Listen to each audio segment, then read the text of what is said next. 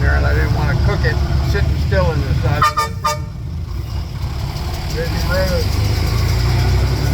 I didn't want to cook it sitting out in the sun.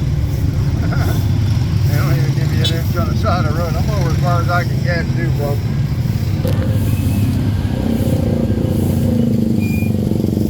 Now maybe I can get over a little more. I'll have to jump off and wiggle over a little more.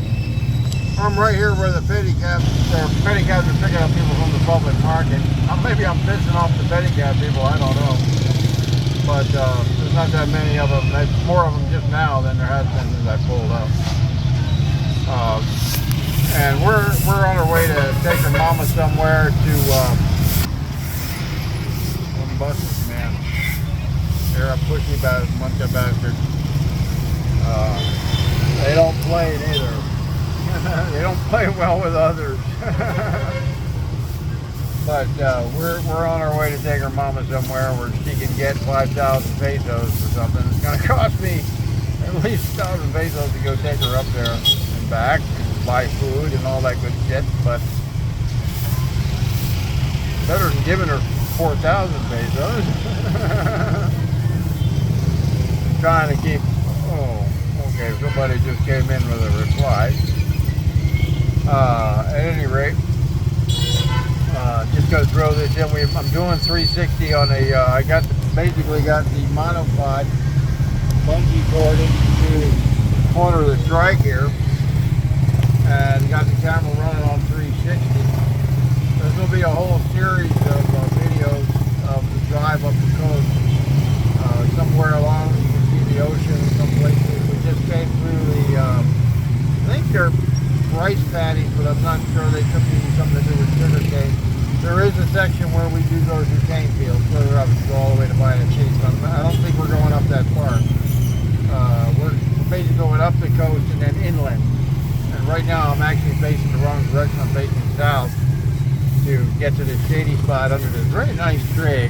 Very nice old ass tree, vine, whatever you want to call it. And just chilling. Got my thermos here and my cup.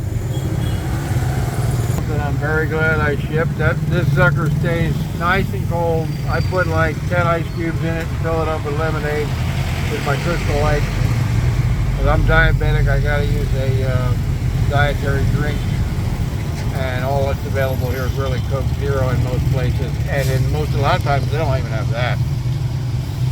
But that's the only diet soda that I found. I have found Diet Pepsi, but only like in the supermarkets. And if you go to Pepsi, you can buy it by the case, I guess. I buy my Coke Zero. I do buy Coke Zero usually to put in my whiskey. And I buy that directly from Coca-Cola. You can pull up in front of Coca-Cola. It's on the south side of Dumaguete. And they'll sell you cases of water or whatever. That's the best way to grab it.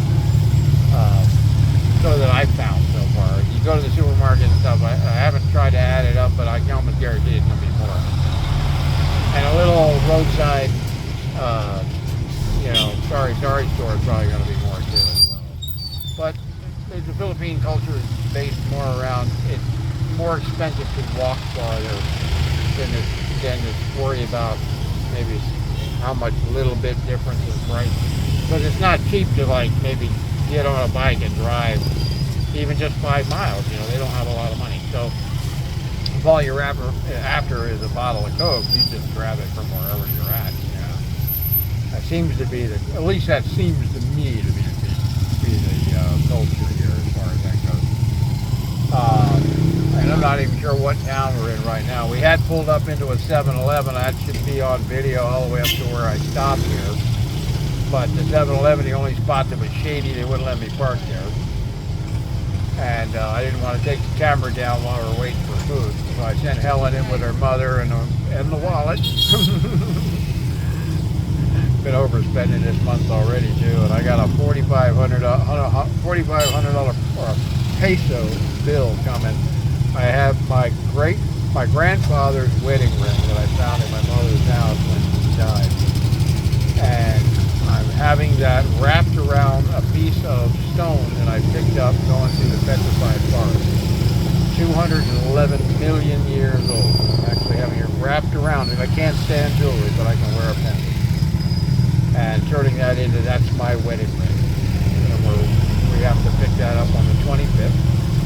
And it's 4,500 pesos. They had to add a little gold to it to have enough to go around.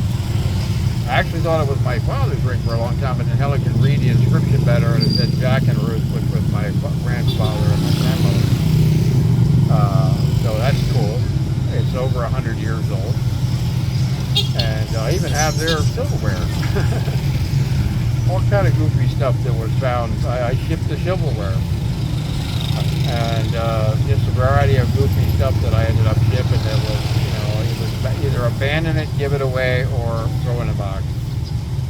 I'm glad I threw a lot of it in the box, especially the cast iron cookware, because I haven't seen much cast iron for sale here.